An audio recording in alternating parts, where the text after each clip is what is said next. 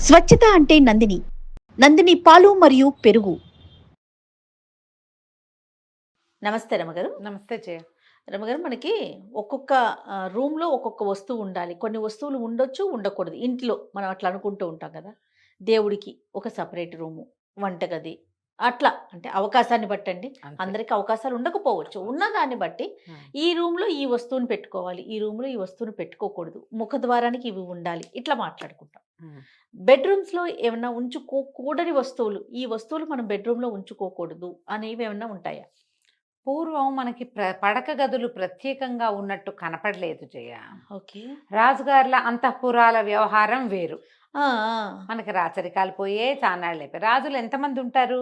ఓ ఊరికి ఒకళ్ళు లేదా ఇద్దరు, అంతే కదా. రాజకుటుంబాలు ఎన్ని ఉంటాయి? రాజుగారి ఫ్యామిలీ తక్కువ ఉంటుంది. అవును. సామాన్య జనం మనలాంటి వాళ్ళు middle class, lower middle class, upper higher middle ఇవే ఉంటాయి ఎక్కువగా. రాజుది చిన్న సమూహంగా ఉంటుంది. హ్మ్. హ్మ్. వాళ్ళ ఇళ్లలో ఏం చేసేవాళ్ళో మనకు తెలీదు. ఇప్పుడు మనకి తెలిసింది ఓ 100, 150 ఏళ్ల నుంచి సెపరేట్ బెడ్రూములు ఉండటము, అది మన చిన్నప్పుడే మనకు తెలీదు అవును. కదా. చాలా తక్కువ. ఈ బెడ్రూముల్లో రకరకాల చిత్తరువులు ఉంచుకోవటాలు, శృంగార శిల్పాలు ఉంచుకోవటాలు, అలాంటివి ఏమైనా పిక్చర్స్ ఉంచుకోవటాలు, అవన్నీ కూడా వేరే రకపు పనులు. అంటే ఆకర్షించే వ్యవహారంగా ఉండే చోట పెట్టుకునేవాళ్ళు, కానీ సామాన్యుల సంసారుల ఇళ్లల్లో ఆ! అవి ఉండేవి కాదు. ఎలా కుదురుతుందసలు? కుదరదు. ఎందుకంటే పిల్లా జల్లా ఉంటారు, పెద్దవాళ్ళు ఉంటారు, గురువులని వాళ్ళని వీళ్ళని, సాధు సంతులని, అతిథి అభ్యాగతులని జనం వస్తారు ఈ ఇళ్ళకి. హ్మ్. ప్రత్యేకంగా గదులు మెయింటైన్ చేసే విధానం అసలు ఉండేది కాదు. హ్మ్. ఇప్పుడు మనకొచ్చింది. ఎంత చిన్న ఇదైనా ఒక సింగిల్ బెడ్రూము, డబల్ బెడ్రూము, అవును. Triple bedroom. ఒక ఓన్లీ సింగిల్ బెడ్‌రూమ్ మీరన్నట్టుగా. ఒకటే బెడ్‌రూమ్ అంతే. అట్లా గూడా వచ్చేసింది గదా రమ్మగారు. వచ్చింది. 3 గదులు, ఒక హాలు, బెడ్రూము, కిచెను అంతే. అందరికీ సామాన్యంగా కనపడుతుంది. హ్మ్. ఒక రూమ్‌లోనే లేదా 2 గదుల్లోనే ఉండేవాళ్ళు కూడా ఉన్నారు. ఆ ఒక రూమ్‌లో అంటే ఓ మంచం అందులోనే ఉంచుకుంటాం. ఇదివరకు మంచాల సంస్కృతి కూడా లేదు. అవును. క్రమంగా మనకి ఒక బెడ్ ఉండటం అనేది పర్మనెంట్‌గా బెడ్‌కి ఒక ప్లేస్ ఉండటం అనేది వచ్చేసింది. కనీసం ఒక 70% పీపుల్ ఇలా ఉన్నారు.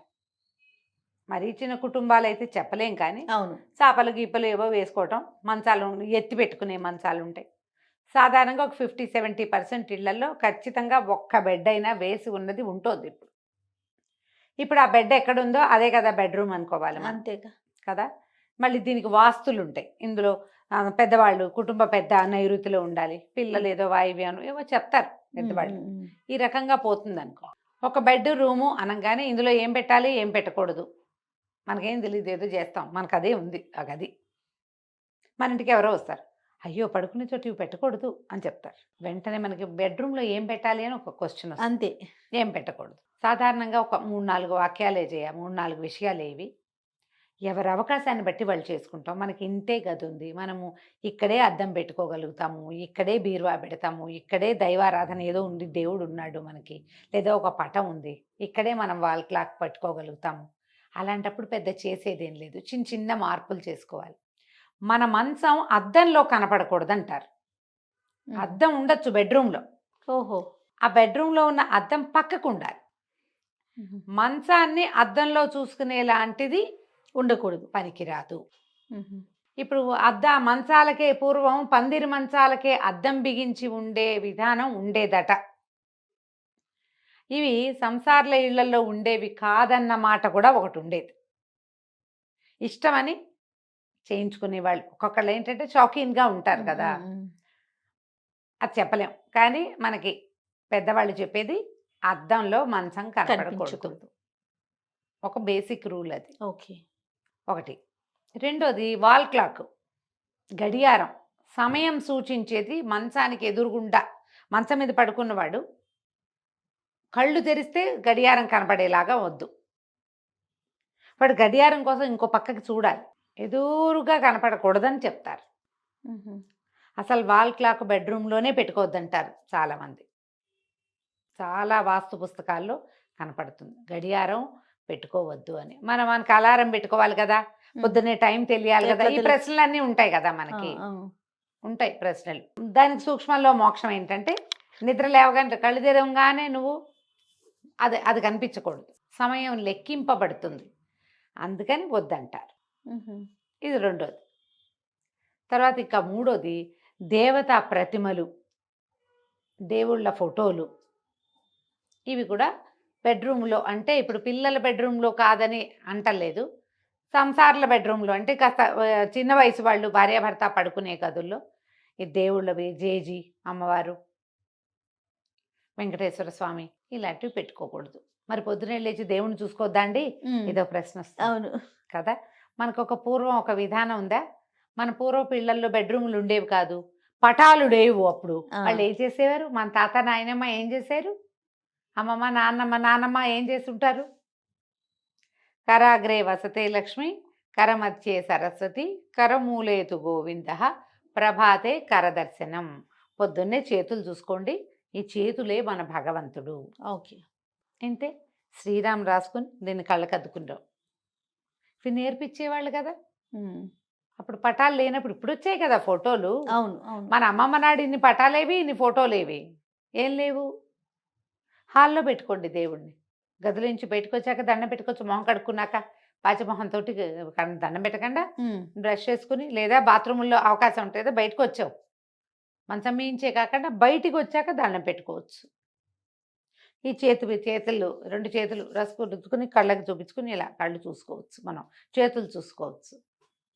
అందుకని సాధారణంగా ఏ దేవుళ్ళ చిత్రపటాలు పెట్టుకోవద్దు అని చెప్తారు. ఓకే. ఫ్యామిలీ ఫొటోస్ పెట్టుకుంటున్నారు కదా, ఇట్లా 5-6 ఫోటోలు, ఉమ్, 5-6 రకాల అద్దాల్లో పిల్లల జిల్లా కనపడేటట్టుగా ఓ ఫ్యామిలీ ట్రీ పెట్టుకుంటున్నాం కదా, ఇది పెట్టద్దంటారు.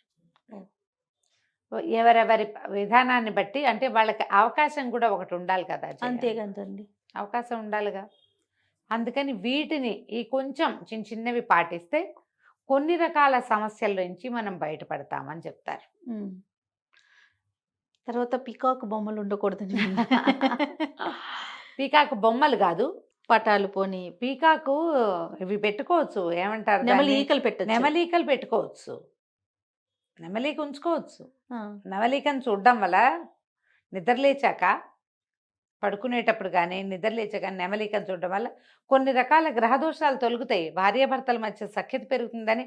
మరి లేటెస్ట్దేమో అది, కానీ కనపడుతున్నాయి ఈ వాక్యాలు. ఈకలు నెమలి ఈకలు కాదు రమ్మగారు, ఆ, నెమలి పిక్చరు. పిక్చరా? ఆ, ఎందుకు నెమళ్ళ పిక్చర్లు పెట్టుకోవాలా అసలు మనం గదిలో? ఎవరో చెప్పారు పెట్టుకోకూడదని. ఎవరు పెట్టుకుంటారు జయ అసలు? అంటే ఏదో ఇప్పుడు వాల్ పేపర్స్ అని ఇట్లా వస్తున్నాయి కదండి లేటెస్ట్ గా, ఉమ్, వాటికి వాల్ డెకర్స్ కి వాటికి నెమలిని పెట్టుకోకూడదు అనేది విన్నా నేను. అలాగా? అంత పరిజ్ఞానం లేదు నాకు. నీ దాకా రాలేదు. నా దగ్గర నెమలి పింఛం పెట్టుకోమంటారు. మనం కూడా ఒక వీడియోలో చెప్పాం, నెమలి అవును. పింఛాలు చూడడం వల్ల కొన్ని రకాల గ్రహదోషాలు తొలుగుతాయి అంటారు. అవకాశం ఉంటే పెట్టుకోండమ్మా, లేకపోతే లేదు. పడుకునేటప్పుడు విష్ణునామ స్మరణ చేసుకోండి, అంతే. కృష్ణ అనుకోండి, ఆంజనేయ స్వామి తలుచుకోండి, లేదా రామ అనుకోండి, మంచిది. లేవగానే ఒకసారి రామ అనుకోండి. మీరు ఏమైనా చూసటాలు చూడకపోవటాలు ఏమీ లేవు ఇక. నోరే అంతే. మన బ్రెయిన్ యాక్టివ్గా అయిపోతుంది, ఆ పనులు చెయ్యొచ్చు. ఈ జంతువుల బొమ్మలు అవి పెట్టుకోరు బెడ్రూమ్స్లో. మ్హూ.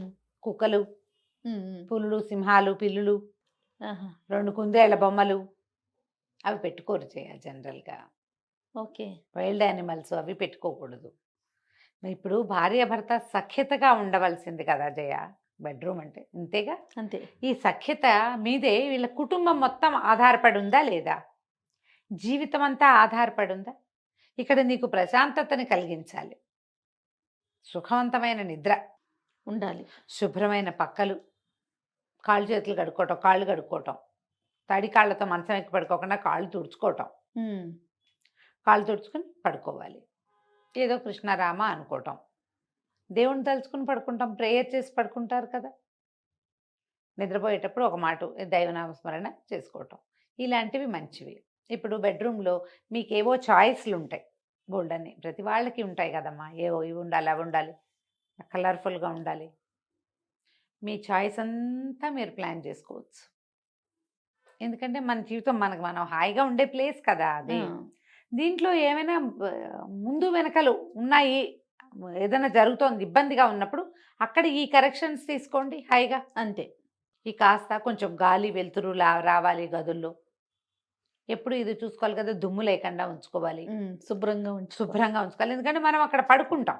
ఉమ్, రాత్రిళ్ళు మనకి సఫికేషన్ అవి రాకూడదు కదా, ఎక్కువ బాగా విప్పేసిన బట్టలు ఉంచుకోవద్దు, విప్పిన బట్టలు ఉంచొద్దు బెడ్రూముల్లో. వాషింగ్ కేసేయండి, వాటికి ఒక ప్రత్యేకంగా బిన్ పెట్టి బయట ఎక్కడైనా పెట్టుకోండి. ఇలాంటి కొన్ని విధానాలు కనుక మనం పాటించగలిగితే బాగుంటుంది. బెడ్ సైడ్ బుక్స్ ఉండొచ్చు, మంచిదే. ఉహు, పుస్తకాలు ఉండొచ్చు. కుదిరితే పక్కన 2, 3 మంచి పుస్తకాలు పెట్టుకోండి మంచం పక్కన. ఇప్పుడు మంచం వెనకాల వచ్చిన ర్యాక్ లాగా వచ్చి పుస్తకాలు అందులో సర్దే మోడల్స్ కనపడుతున్నాయి. అవును, పెట్టుకోవచ్చు. ఆ ర్యాక్ అంతా శుభ్రంగా దుమ్ము లేకుండా ఉంచుకొని, డస్ట్ మైట్స్ లేకుండా ఉంచుకుంటే బాగుంటుంది. అవును. ఏదో ఒక విధానం అమ్మా, ఏదైనా మనం ప్రశాంతంగా ఉండడానికి ఏదో ఒక రకం పద్ధతిని పాటించుకోవాలి. అంతే. కొన్ని వద్దు అని చెప్పినవి మానేస్తే సరిపోతుంది. మనకు అవసరం కొంచెం అందుబాటులో, మరీ లేవగానే చూసేలా కాకుండా పక్కన పెట్టుకోండి, అంతే. సరిపోతుంది. నమస్తే రమ్య గారు. నమస్తే జయ.